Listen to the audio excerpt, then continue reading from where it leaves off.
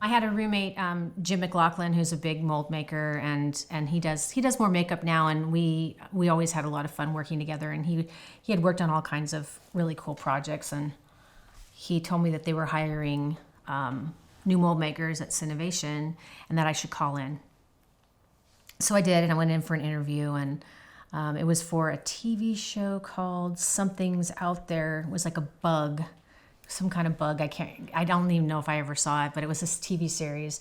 And Rick was kind of doing that in between his, he was also doing Coming to America at the time, and he was doing Beauty and the Beast at the time.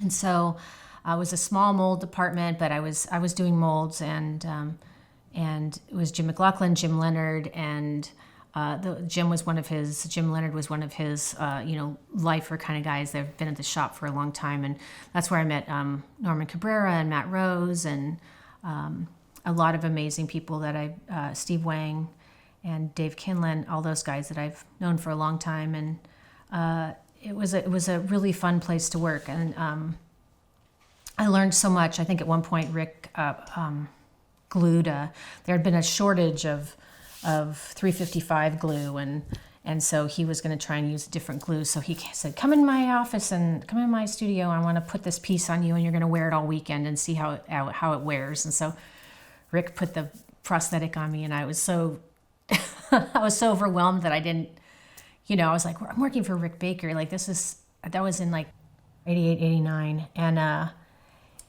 I was like, God, only, like 6 years ago, I was like, awed at his stuff, and here I am at his studio and getting to see all of this incredible work that he'd done. And I think he'd already done Harry and the Hendersons, and people would come by the shop, and you're like, oh my gosh, I'm meeting Ray Harryhausen. It's like, oh my God, this is crazy.